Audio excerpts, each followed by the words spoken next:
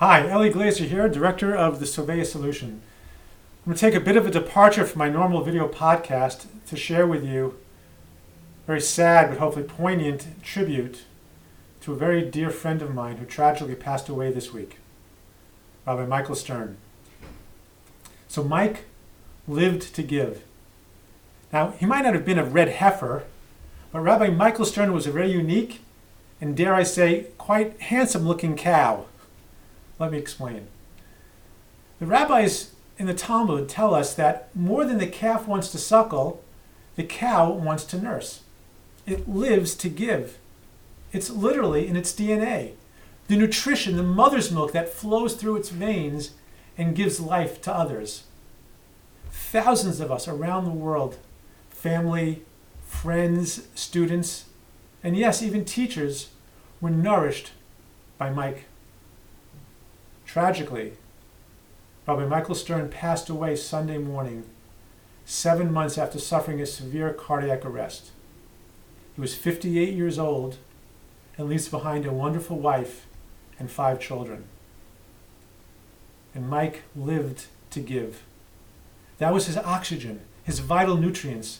He was starved without them. Now maybe that's one reason he didn't have the energy or ability to go on.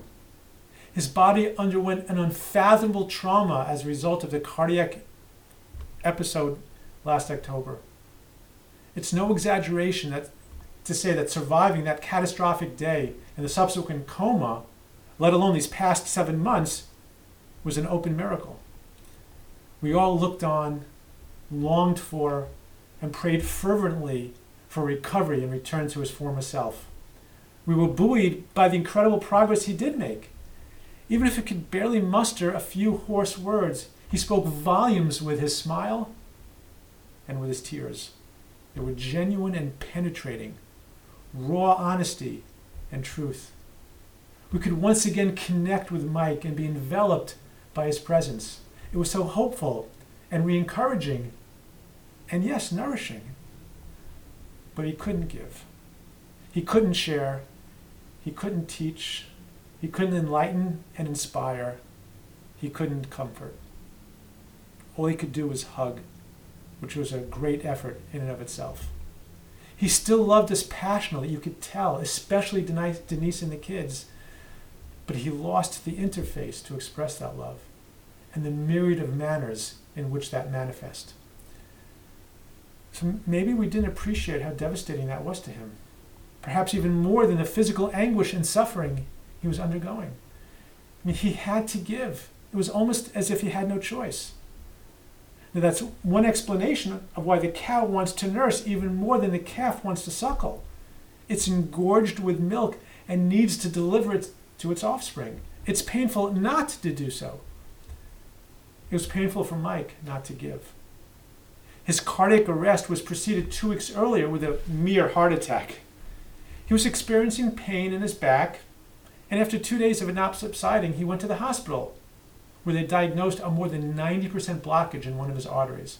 He was otherwise still mobile and full of life, and he had successful bypass surgery and was recovering at home a few days later when the catastrophic cardiac arrest ensued. So during the initial stay at Lankenau Hospital in Philadelphia, he was cheerful, engaged, and comforting us who were there to comfort him. Certainly nothing unusual for Mike. But that wasn't enough. It wasn't enough for him to just rest and take care of himself. So he got out of bed, his robust frame covered with nothing more than a flimsy hospital gown, and proceeded to walk down the hallway of the cardio wing, schlepping his IV pole on wheels and soliciting his neighboring patients. He knocked on the door and said very politely, "Hi, I'm a rabbi. Do you need any spiritual guidance?" It was an unbelievable scene, right out of a comedy skit. But it was no joke. Even though Mike wore his characteristic warm and welcoming smile wherever he went, he was completely serious. He wanted to be a source of comfort for someone else. He had to give. That was his healing. Those of us in his room that Sunday, family and close friends, looked at each other, shrugged our shoulders, and just said, "What are you going to do?" That's Mike being Mike. So why were our expectations any different this time around, when his body was trying to recover from the coma? Mike had so much to give, and the world needs so much. We just assumed he would eventually return to his normal, larger-than-life self. But for me, it was also deeply personal. Mike and I were study partners every day for 3 years at the Aish Torah Yeshiva in Jerusalem almost 30 years ago.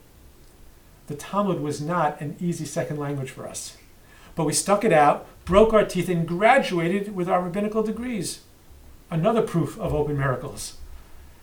And Mike went on to become an enormously successful and popular outreach rabbi in the United States for these past 3 decades. And during this time, our friendship remained intimate and intense, sharing each other's joys and sorrows, and knowing unconditionally that we were there for each other. And Mike was a unifier, a pacifier, and a pioneer. He saw a need and he filled the void, business plan or income notwithstanding. He invested every fiber of his being into reaching out to others, to nourish, to teach, to guide, and to develop each person according to their unique qualities, because he couldn't see it any other way. His tunnel vision penetrated the soul of all he encountered. Tragically, that tunnel has come to the end of the road. Now, we're playing basketball, which Mike loved to do. He got much greater pleasure by passing instead of scoring, even though he was a very talented and adept player. But now we have to take the ball and run with it. It's a new game for us, very disorienting and devastating without Mike as an integral part of our team. Even though his huge heart is no longer beating in his body, it has to continue pumping inside each and every one of us.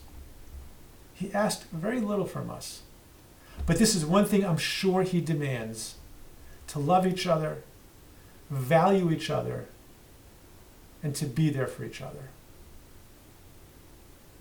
And here are 2 things that I request. First, take care of yourself, please.